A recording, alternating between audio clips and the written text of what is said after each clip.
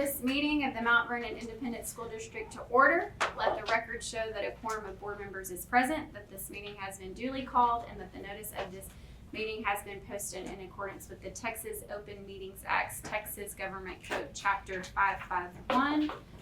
Let the record show that Brett Floyd is absent. And then, do I have a motion to certify our agenda? Motion made. Motion made by Linda. Do I have a second? Second by Kathy. All four? 6-0. All right. And Mr. Sanders, will you open us in prayer, please? Yeah, pray with me, please. Lord, thank you for the many blessings. Forgive us, Lord, for sometimes being spoiled and griping because we don't have an air conditioner or something that somebody else has. Help us, Lord, to just be thankful for what we do have. But Lord, we pray for our staff and all these things that are going through some of our beginning of school, get rolling changes that we have here, Lord. Just thank you for blessing us with all of those. Watch over our students and our staff and our bus drivers and all these folks, all these things that we have going on this year, and give us wisdom. God says that we pray for it, that you'll give us wisdom, especially give this board wisdom as we try to make good decisions for your district. We ask these things in Jesus' name. Amen.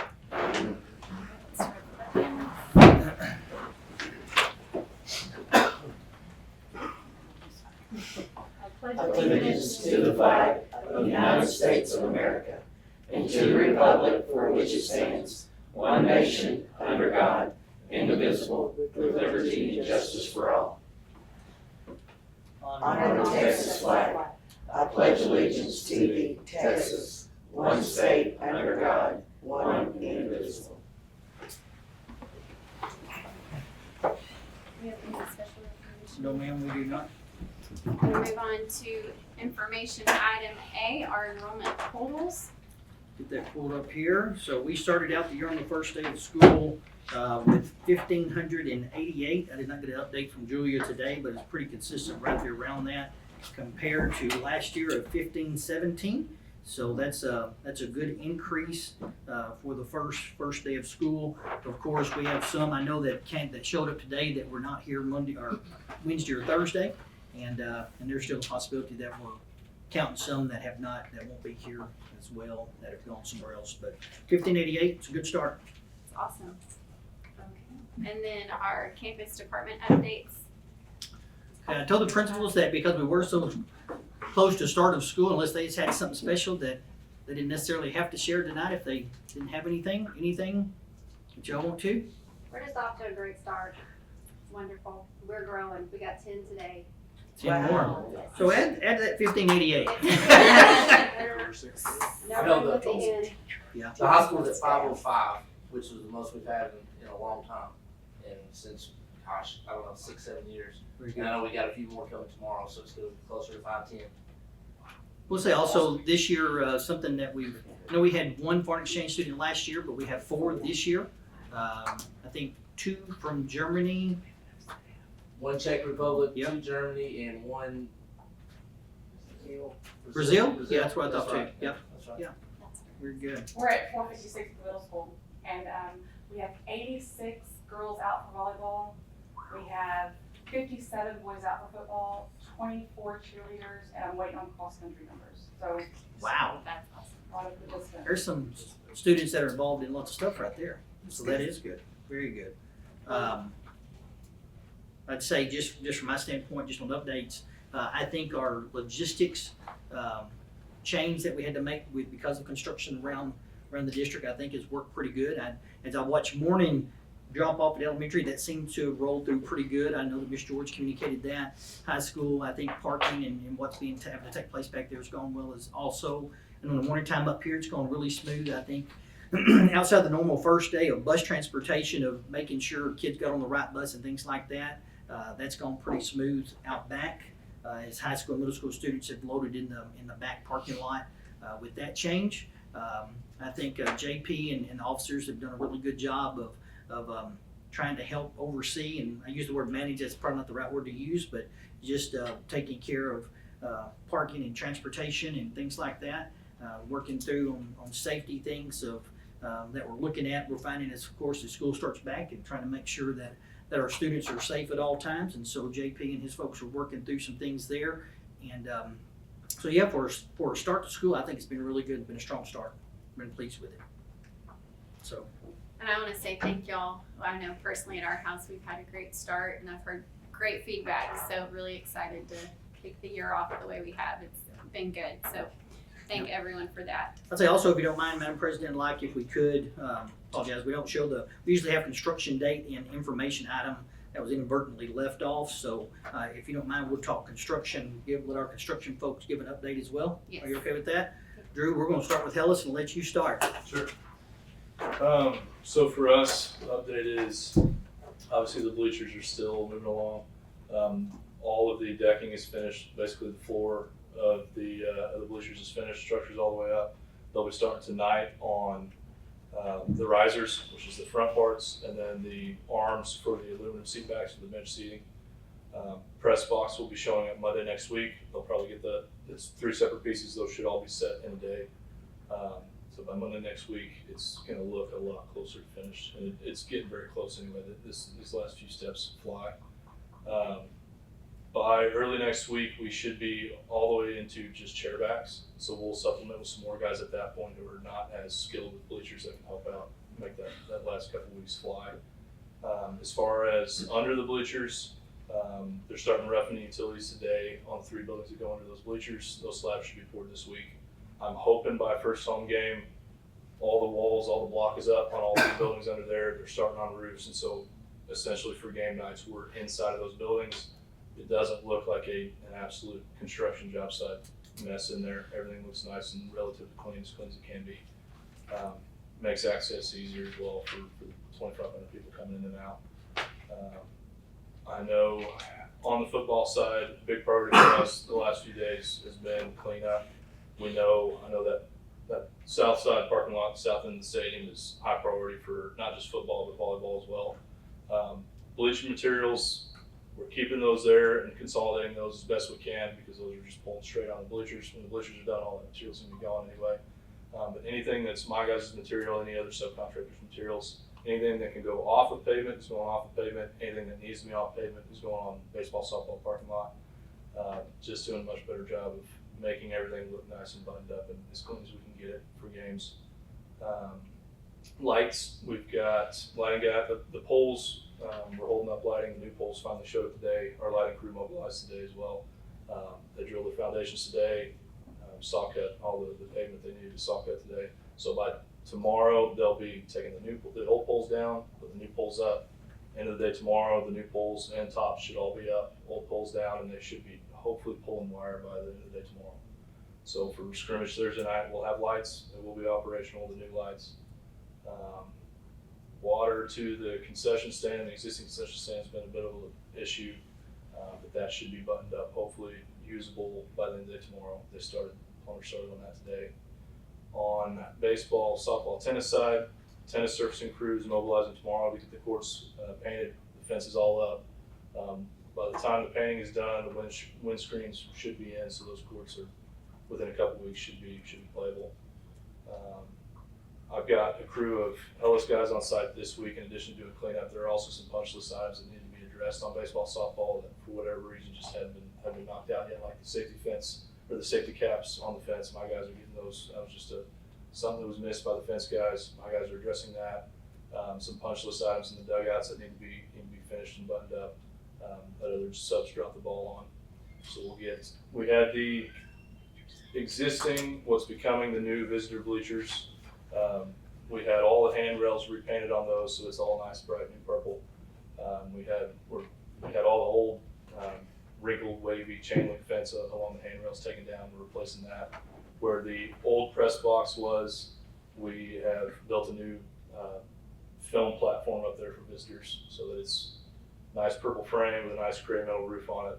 It'll be something that looks nice, not just that empty kind of spot over there where the press box should be. When the painters are done on those bleachers in that press box, they'll be in the baseball concession building and in the baseball and softball dugouts, get the dugouts painted out. In that building on baseball, softball is just about finished. Toilet shut up today, so they're working this week on bathroom fixtures and then paint, like I said, as soon as they're done with the bleachers. So that building's moving along. Now that they are almost done with that building, we'll start working our way out of baseball, tennis as well. We've still got flat work between the parking lot and that building that So that, I was leaving that open for access for the building guys. Now that they won't need that, we'll get all that. Flat work in, get everything graded out around it so it's ready for topsoil and vegetation, to try to get some grass established before everything goes dormant. I think that's about all we got. Fencing, so talk to us about fencing around football field and entrances. We will have access secured. It will be a combination of permanent and existing and temporary. It's gonna be a bit of a hodgepodge fence-wise, but we know you've got seats that you've sold. You've gotta know who's coming in and coming out, who's got tickets and all, so it will be secure. Standard access, where your future access will be, where the future ticket booth will be our area for access. We will not have all of the flat work in that's going under the bleachers. We're gonna try to keep that to a minimum, just so we try to use non-concreted areas to keep people out of those buildings or being interested in getting up close to those buildings. So we'll have concrete access to and from the ramps on each end of the bleachers, to and from the stairs, plenty of room for 2,500 people to get in and out. But that's about it, just to try to keep people controlled, keep access controlled. Okay. Keep people out of where they don't need to be. Does anyone have any questions? On the punch list, I mean, I guess we'll go over that. We'll have a final walkthrough. Yes. You, Jason, I mean, some Coach of them- George, myself, Coach Bolkin will walk through softball with us. Coach King will walk through baseball with us. We'll do the same thing we did with football, on the turf part anyway, when we did that. And the buildings will be the same way. And August 30th, it'll be done. The stands Yes. and the lights. Yes, sir. Yeah. Like I said, lights will be ready to go. They won't be, they'll be on temporary power for this week, but they'll be operational by scrimmage next week. They should be on permanent power. But yeah, the new lights will be in, fully operational for Thursday night scrimmage. Bleachers will not be ready for this Thursday night's game. I would say it's iffy at best for next week's scrimmage, but by the first home game on the 30th, yes, you'll have your bleachers and press box and everything wired up, ready to go, all the lights coming on, PA system, everything ready to go. So, getting close. Hope so. Me too. Keep When ready did for us, the please. 1,000 a day start? Did it start The the night? After the night. Do we get that weekdays, or is it every These day? calendar days. Calendar days? What does that mean? Means calendar days. So it's like counted. Okay. When will like the football field be complete? If things go like you'd like them to? I'm hoping to have those buildings under the bleachers open mid-season, so we at least get 2 or 3 home games using those.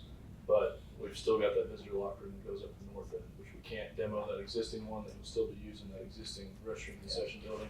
So we have the new ones operational, open under the bleachers. Okay. So ideally, mid-football season, everything under the bleachers is fully operational. We can tear down, demo that existing restroom concession building at the north end, start on that visitor locker room. 3 to 4 months, we'll have that visitor locker room. And everything around, everything else. Okay.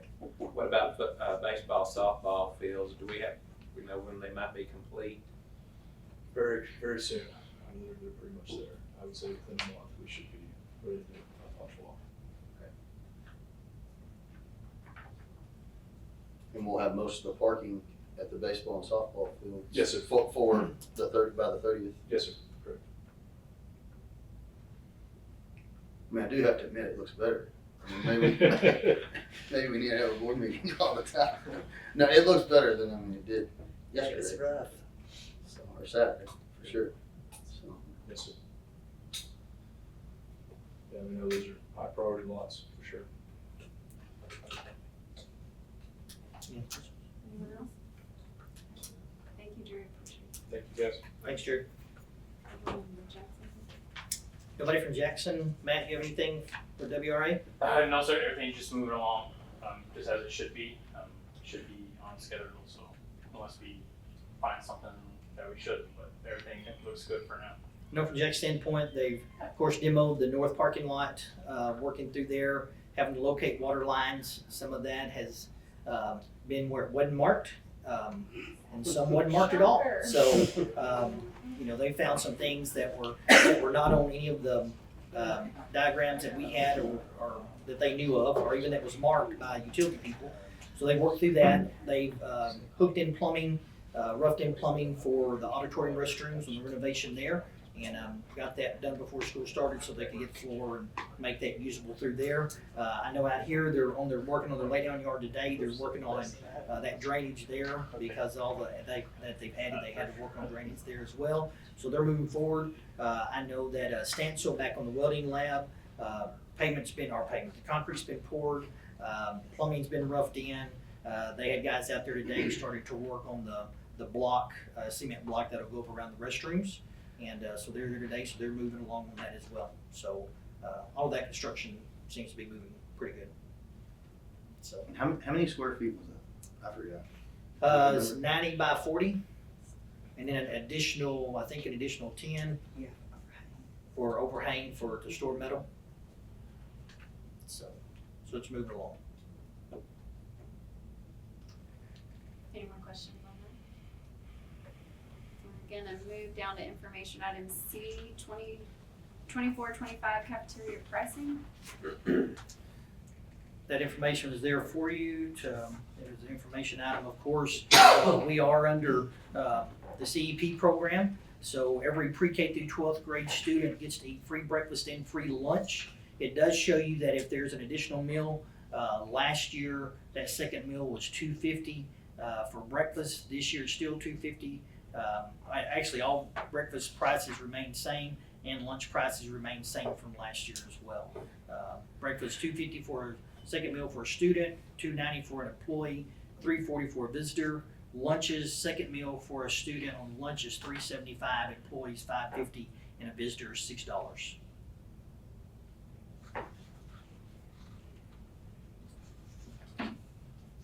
Any questions on that?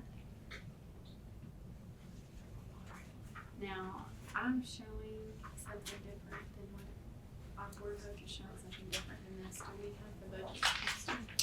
It is. The budget was posted. It's just printed out wrong, Okay, so it'll be all right, so Budget we workshop have for- our budget Yep. workshop. Mr. Craver.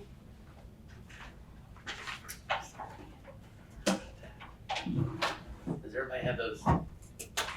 yes. It's Attached. loading. Yes. Okay, Attached. okay. Yeah. Do you need to see? Make sure first. All right, the first one y'all are looking at is debt service. No, I need. Is that the first? Yes. Yes. Probably, because that's the first one I've got. Okay, just want to make sure. As you can see on the first line, this is our debt service. This is paying on our bonds. Current budget for 23-24, you can see those numbers, our revenues, and then our debt payments that we had. We did roll, it looks like we're going to roll over about $78,000 into our debt fund balance. That stays in the debt fund balance, can't be used for any operational, that goes paying towards debt. That will increase the estimated fund balance to a little bit over 2.1 million. Then in the next column, there's not a lot of difference. It's basically the same revenues, same payments. Looking at impact on fund balance to be about 67,000. That'll put us about 2.17 million in our fund balance for that. Pretty straightforward. Any questions on that? On the food service, do you see at the bottom a 3 months expenditure and a 6 months expenditure? Yes. Okay, just want to make sure y'all, that I actually had that updated file in there, it wasn't calculated correctly. I did get this from Heather, so she's the one that gave me her budget to show. One of the things that I do want to point out is on revenues, you see use of fund balance. This year we used 170,000. That's going to impact our fund balance. We're going to use almost $200,000 of our fund balance. We had a $615,000 fund balance as of August 31st of last year, and that's going to bring fund balance this year to right at $417,000. That is still really high. Proposed budget for next year, you'll notice there's another use of fund balance of $140,000 that's already in there. We've already ordered the order in for the equipment. It's supposed to get here this year. Logistics said no, we're gonna get it in this year and expense it. So that's been put in there, impacted fund balance about $195,000. That will still leave, food service with a $222,000 fund balance. It used to be, forever and a day, it was, you had to have under 3 months of expenditures, which you can see was about 213,000. They've actually moved that to 6 months because all the schools were having such a hard time spending all the money that they made during COVID, because they just funneled money into the food service program. So at 222 in our fund balance, at 6 months, what we need to have that's the maximum of 425. So we are still very good on our food service. Heather has done an excellent job. She manages it very well. She manages the kitchens themselves and the back office financial part. So she has done very well on that. And those use of fund balances, those are actual big equipment purchases. Like it might be a $70,000 oven. I mean, so those are really, really big things that are needed in that. So any questions on food service? Okay. And the reason why they keep us under that 3 month, or now it's a 6 month deal, is because the food service is supposed to not be for profit. They're not supposed to be making money. It is supposed to be a break even. And Heather does such a good job, we can't break even, we just make money, which is great. I love that. Part of what that shows is we have a lot of students who are eating in the cafeteria and who are taking advantage of that. So the reimbursement is very beneficial because of it. Yes, the numbers have increased. Because you see our local funds in regard to revenue on food service is not very high, about $40,000. Yes. So the amount of reimbursement we receive from the state and from the federal government is huge on that part. We can't lower the cost of meals below what the- Free. Right, below Yeah. what the state pays. I'm talking about No, what the no. state pays. Right. All right, and the next one we see, and this is the big one, this is the preliminary budget for next year, our general operating. All right. The first line, current budget for this year. This is with some amendments that we've had, and that included the use of fund balance of $224,000 that we moved over. The biggest part of that was our security camera upgrade, which those cameras are phenomenal. I know Taryn will agree. They are crystal clear zooming in. It's great. It's really good. So that was the majority of that. So you see that when we did that move of the fund balance, we were at 19.1 million, expenditures 19.1 million. We're looking at hitting our fund balance about 224,000. We were right under 8 million. August 31st of last year, so we're still gonna be at 7.77 million on fund balance for that. The next one is a proposed. This is what, talking with all the campuses, extracurricular, spent a lot of time on this. I am showing it to be a balanced budget. It is slightly down.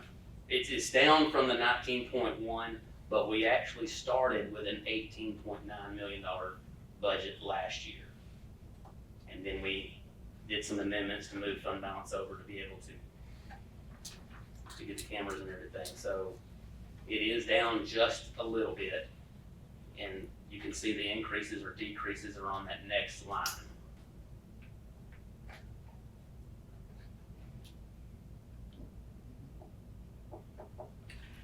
So, but I am showing that we can do a balanced budget like we did last year.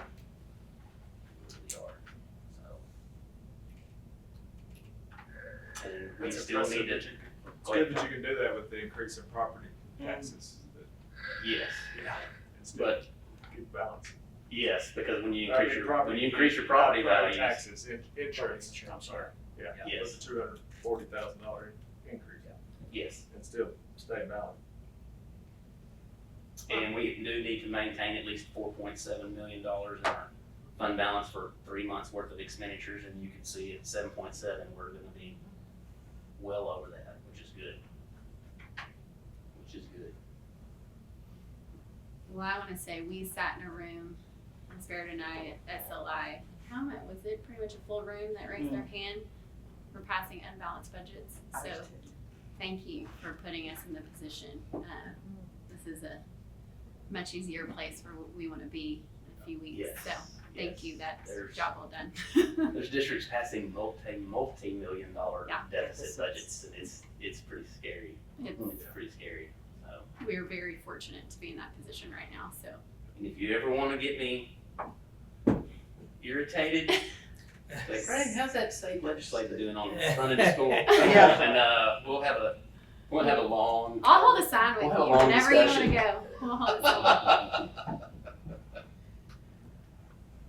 And then the next line, or the next page, it says preliminary budget. It's not. This is just where we are showing our budget is and where we are currently at or where we're estimating to be year end. In our revenue, it is down significantly, but our expenditures are down significantly. So that has been a huge blessing. Having a decent fund balance is one of those things that's always so important.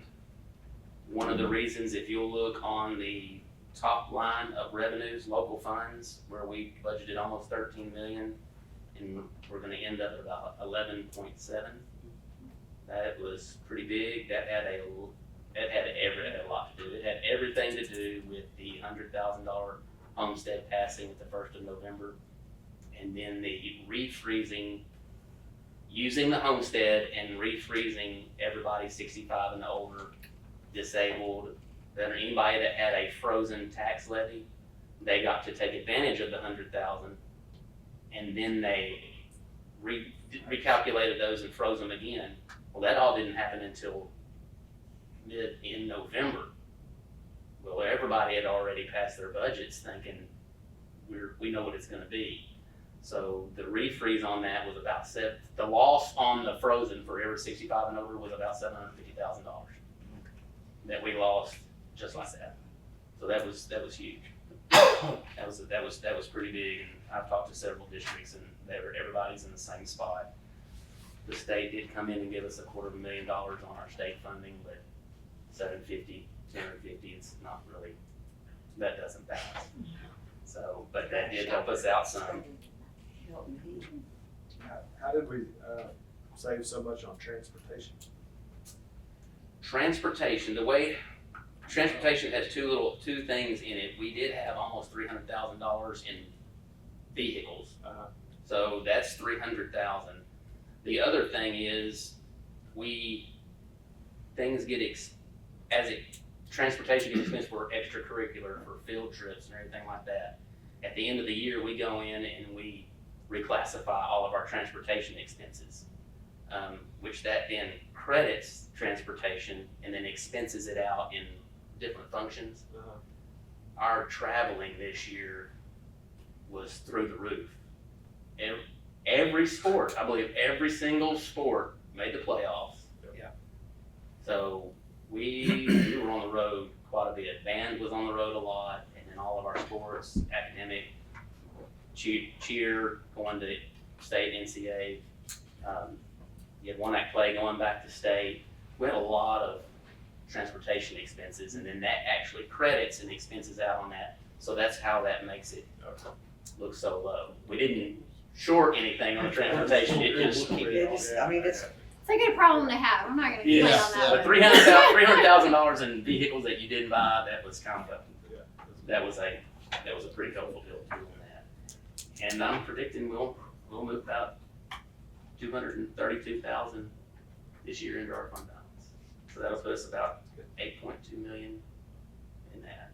So, and on the tax part, I have been in very close contact with Russell at Appraisal District, and he kind of had a mess when he walked in and was trying to get I know the values have gone up and up and up, but they were so low. The state was just riding them hard. Just, you're put a plan of action. He has to do all this extra work and everything like that because of the values. Well, this year, I think he hit the mark. Of course, I'm a taxpayer too, but I think he's hit the mark pretty good, and he's feeling very, very confident there'll be no issues on our values. Because when we set the values, the state comes and does their own property value study. They say, oh, well, we think you had 1.6 billion, we think it's 1.75 billion. On $150 million, that can hit our state funding $700,000, a drop, because the values were not where they needed to be. So they penalize us. It doesn't make any sense, but then again, I'm not gonna get on that soapbox. So, any questions on proposed budgets or where we are now, or?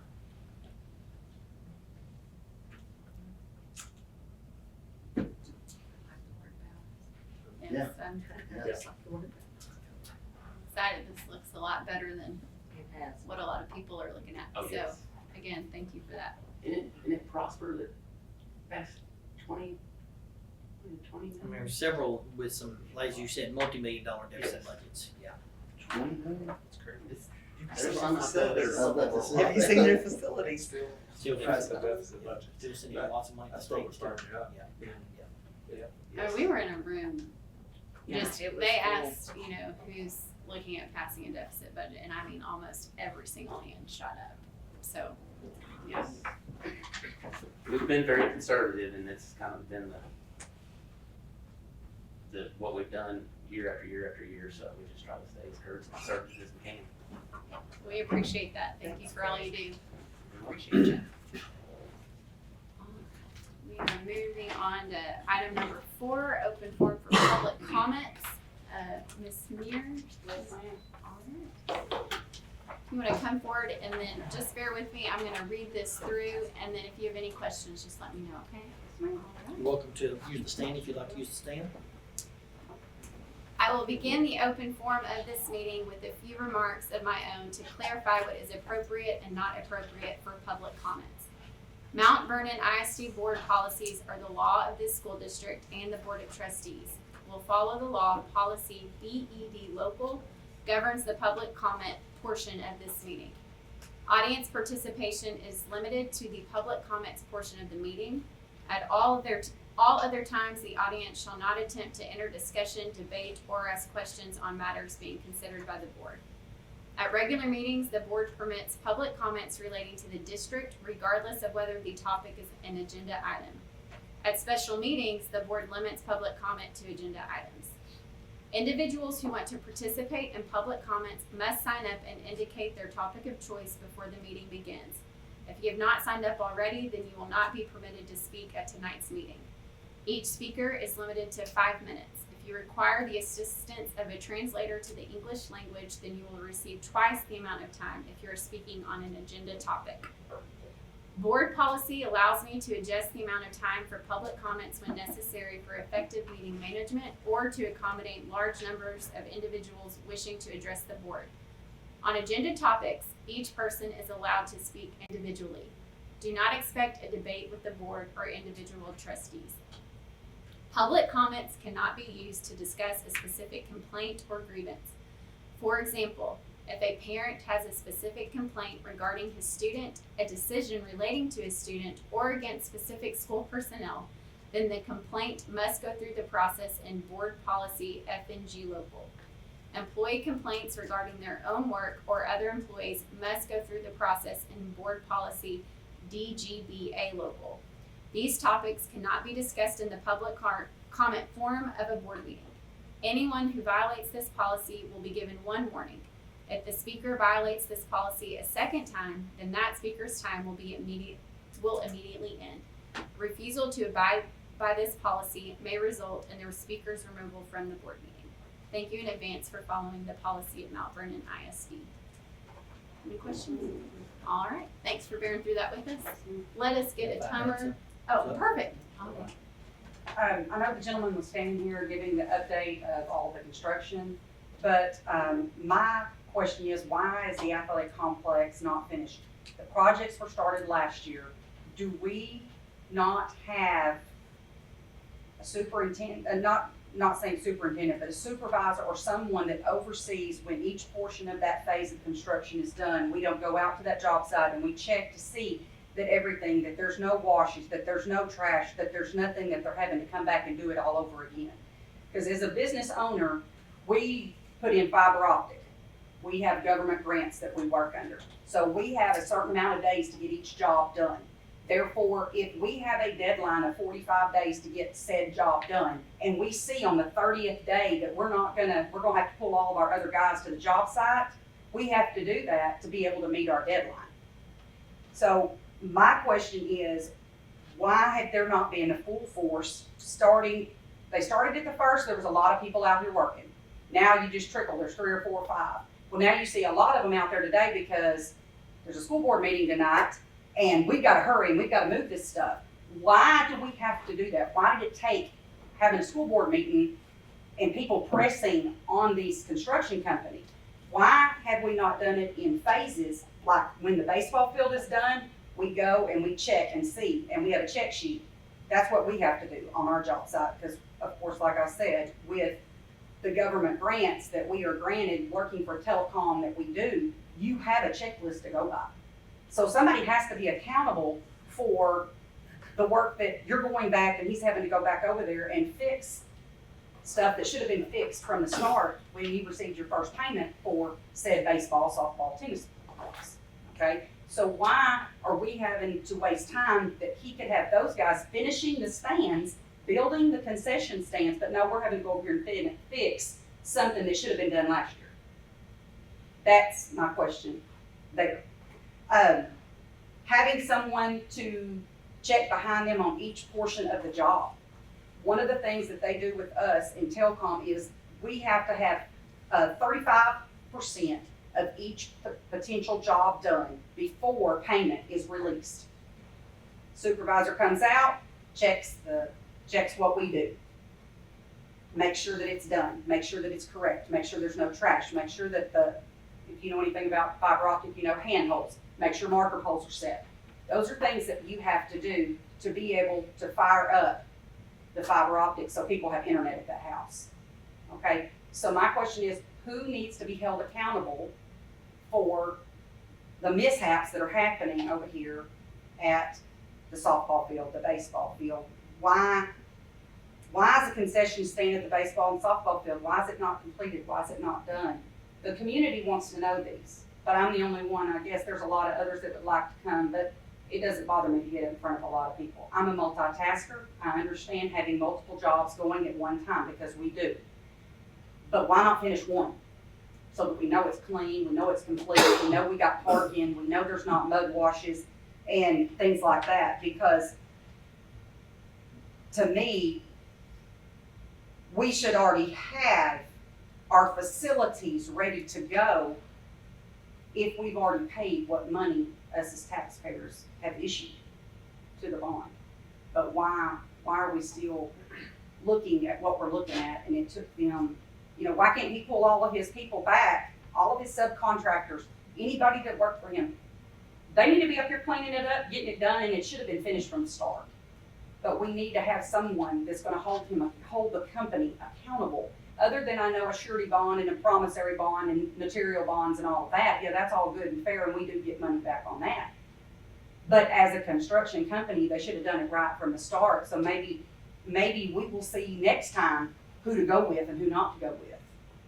That's just, But the question that needs to be answered is, I understand he can stand up here and say, this is gonna be finished on this day, this is gonna be finished on this day. But don't we have a contract with that company as to when their guidelines of each piece was supposed to be completed? That's just some questions that we want to answer. Walk through each portion of the project at 25%. So at 25% of each portion of each project, have somebody check off on what they're saying is done so that it really is done and we don't have this catastrophe sitting out front and in all the parking lots and scattered. The main thing is to be accountable. That's it. Thank you. Thank you, Ms. Morrison.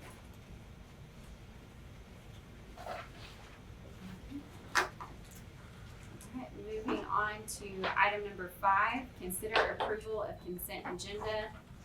Do I have a motion for the approval of the consent agenda? Motion made by Aaron, is there a second? Second. Seconded by Linda, all four. 6-0. Moving on to number 6, action items. A, consider approval of agreement for the purchase of attendance credit, netting chapter 48 funding, and to delegate contractual authority to the superintendent to obligate Mount Vernon ISD under chapter 49. So there's two things, two attachments to your board book that you saw. One is the letter from TA. We're still considered a chapter 49 district. On the second attachment, you saw that even though it's a chapter 49, we show zero money that's to be sent back to the state. So what this agenda item is, we're still required through the state to do one of 5 options. One is either consolidate with another district. 2 is detachment of territory, basically take part of our property in our district and give to another district. Purchase average daily attendance credit is provided by subchapter D. Education of non-resident students, basically send money to another school to educate their kids, or tax-based consolidation with another district. This is a yearly thing we have to do. We always choose option 3. That way, if we do if the state determines we do have to send money back, that it just goes back to the state that they send out to other districts who are not chapter 49. So that'd be my recommendation. That we choose option 3, purchase of average daily attendance credits provided by subchapter D. Is there any questions on that? Do you have what your recommendation is to make the motion? My recommendation is just choose option 3, which is the purchase of average daily attendance credit as provided by subchapter D. All right. Do I have a motion to go with option 3? I'll make the motion. Kyle makes that motion. Is there a second? Second. Seconded by Josh, all 4. 6-0. All right. Action item B, consider approval of district lawn care annual partial maintenance. So we went out, as I shared with you, we went out for bids on lawn care. We received 4 bids, ranging anywhere from $288,000 to $196,000 to $89,050 to $64,800. That $64,800 was by Darrell Boyd Lawn Care of Mount Pleasant, Texas. They have provided proof of insurance, reference check from Regionate Service Center, which they take care of that. And so it would be my they've actually mowed twice just to see what they would do and to see the job. So it is for a calculation of 36 mowings per year, weed eating, edging, and blowing off pavement. And what that covers is everything from basically this building to 37 from our edge of our property here over to Tiger Boulevard. Our maintenance crew will take care of basically the back and the practice field. So it'll be my recommendation for that. We've had 2 positions open, 2 grounds positions open since last summer that Bobby's not been able to fill, and so I believe the quality of what we've got in the 2 mowings has been really good. It'd be my recommendation to go with Darrell Boyd Lawn Care for $64,800. All right. Do I have a motion to go with where is the Mr. Boyd's lawn service for $64,800? I'll make the motion. Second. Seconded by Aaron. All 4. All right, 6-0. Thank you. All right. Action item C, consider approval of election services contract for May 2025. The contract was included in your board book as well. This is a recommendation to contract with Franklin County to be our election administrator. If we have to have a school board election in May, the information is there via cost sharing. It'd be my recommendation that you approve the election services contract with Franklin County for May of 2025. Any questions? All right, do I have a motion to approve the election services contract with Franklin County for May of 2025? Ms. Kathy, do I have a second? Second. Seconded by Linda, all 4? 6-0. All right, action item D, consider approval of the 2024-25 Student Code of Conduct. That code of conduct was also included there for you. As you know, the code of conduct is the thing that the board does approve. Our handbooks are already online. The code of conduct, what that does is provides information of basically disciplinary issues or opportunities and consequences of different discipline for our students. It does require approval from the board. Were not any major changes this year from last year, so I'd recommend the board approve 24-25 student code of conduct. Can I ask a question? Absolutely. Okay, I saw how middle school is doing their phone. What about the high school? Not a decision that the high school made to start this year. It's a middle school. I think it's great. Any more questions? So in high school, they can just have them out anytime? Mr. Glover, you want to address that? No, ma'am, they're not. They can have them in the hallway between passing periods and at lunch, but they don't have them in the classrooms at all. Any other questions on it? I can't see them.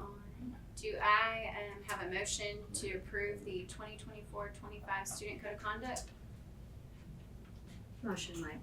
Motion made by Linda, do I have a second? I'll say it. Seconded by Kyle, all four? 6-0.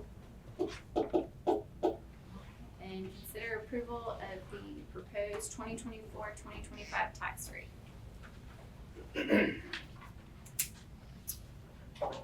You had noticed, we've got a little bit of a change on our tax rate. Last year, make sure I make this all right.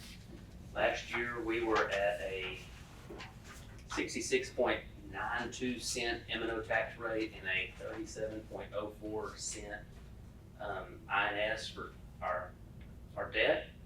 This year, we are looking at a 66.69 cent tax rate, which is hardly nothing from 6692. But from 3704, we are now going down on our INS to 33.815.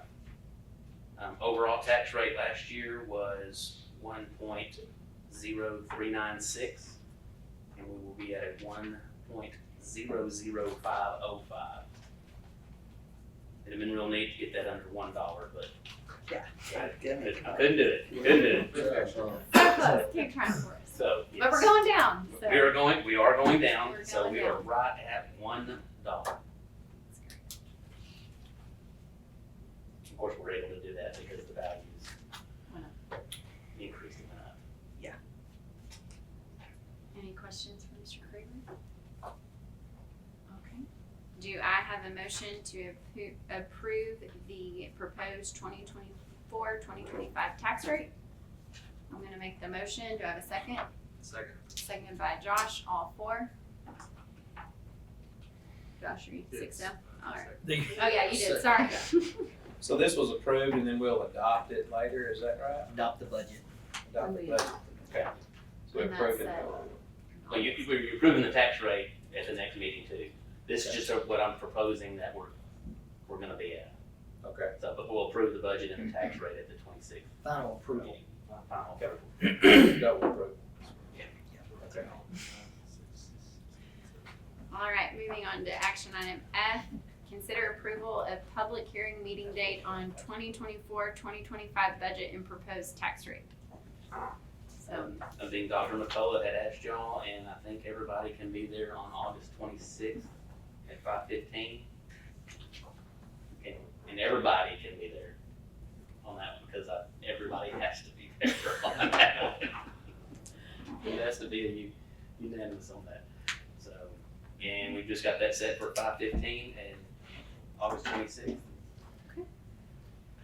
all right, I will make the motion to approve the public hearing meeting date of August 26th at 5:15 for the proposed, or I've read that wrong, for the 2024-2025 budget and proposed tax rate. Do I have a second? Second. Seconded by Kathy, all four. 6-0. Action item G, consider approval of the 2024-2025 Mount Vernon ISD extra duty stipend compensation plan. you've already approved this summer, but we have added, 2 more to it. As you'll see, they were highlighted in yellow, and that's for a CT director and a district testing coordinator. That's gonna be Courtney Wilkins, assistant principal at the high school. For both of us? For both, She was yes. doing both of those, yes. She had served as district testing coordinator 2 years ago, so she was willing to take that back on. Since we did not rehire the central admin position that held CTE, moved that to the high school, and she's taking that on as well. So these two were from a position that we. Correct. Yes. So we decided to make it a stipend, so in case something changes, whatever, the stipend goes with that. It's not just part of salary. So if you decided to move that off of her, then her salary. The stipend would change as well. Yeah. The stipend would move as well. Any more questions on that? All right, do I have a motion to approve the 2024-2025 Mount Vernon ISD extra duty stipend compensation plan? Motion made. Motion made by Linda, do I have a second? I'll second. Seconded by Aaron, all 4? 6-0. All right. Consider approval of 2024-2025 student insurance policy with health special risk. Yes, since this went over the $50,000 mark, we had to bring it to y'all to get approved. Just to kind of give you a background on why it went from last year's $40,851 to $55,510. It's a good little jump. In 21-22 and 22-23, it was $14,195. And then last year it was $40,851. That is cumulative of $69,241. And we paid out claims in those 3 years of $108,000. So they are in the deficit, almost $40,000, so they had to go up on their premiums. We can keep our claims really, really low this year. He informed me that they could Go back that down. could go back down some, but they are, right now, they're trying to not lose anything, because that's their business, so. For $55,510, and then the catastrophic being at $1,608. That's what they proposed. What are some examples of our the claims? We just had we've had some serious athletic injuries in football, without saying names. I mean, that's where the majority of those are. I mean, some pretty serious injuries there over the last 3 years. We had an athlete last year that, had to be transported. So those are the majority of the big pieces of the claims. So if a student was to get hurt on a playground, does this cover that? If the parent chooses to use it. They Yeah. don't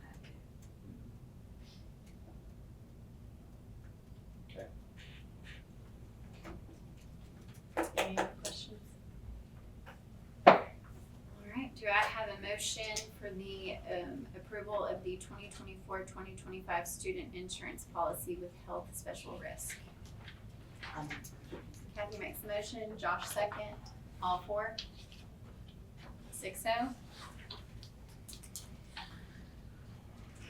Action item I, consider renewal of property and casualty insurance with RMC of Texas. RMC is who we have had for several years. And so I went out this year and tried to get some other quotes. I got one other quote, and it's from, I can't think of the insurance agency's name, but it can go through TEAT, which is Public Educate, I can't remember what it is, but it's basically just government entities that they cover. You can see what RMC's came in at. It is because we had to have a new appraisal on our facilities, and of course those values went up.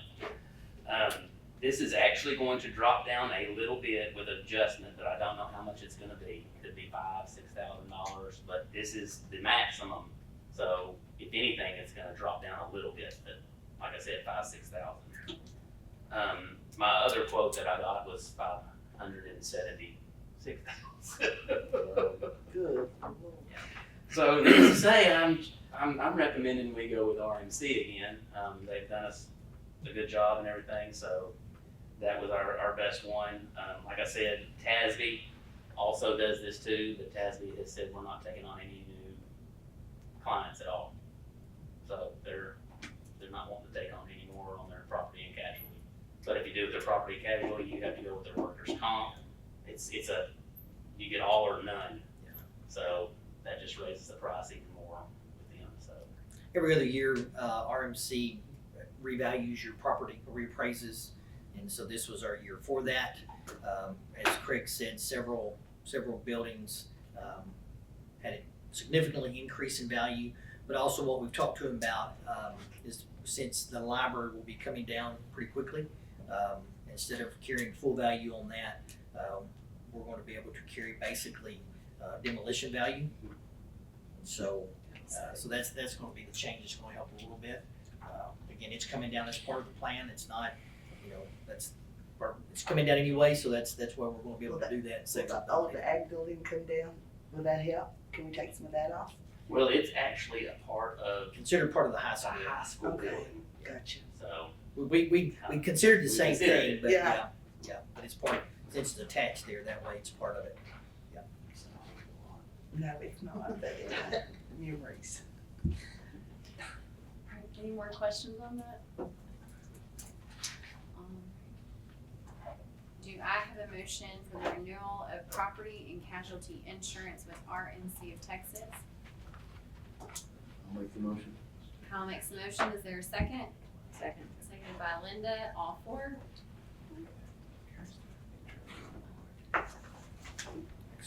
Alright, it is now 6:13 and we will convene into closed session for personnel matters pursuant to Texas Government Code Section 551.074. It is 7:29. We are reconvening into open session to consider matters discussed in closed session. And that is the personnel report. So, on professional contracts that you had given me the opportunity to approve in July, Billy Wilson, Khalil Finley, Malik Sonier, Mikhail Ann Aurora, Angela McQuarrie, Harley Gaddis, and Jason Shelley.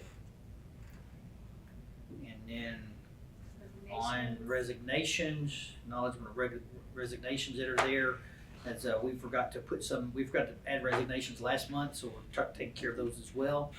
Adam Goggins, Garrett Cook, Lisa Sanders Kinsey, Kelly Knowles, Isaac Warren, Chandra White, Shelley Brown, Brianna Ward, Gracie Minnick, Ricky LaCraze, and Alicia Henderson. That's This it. meeting is adjourned. It is 7:30 p.m. How is that?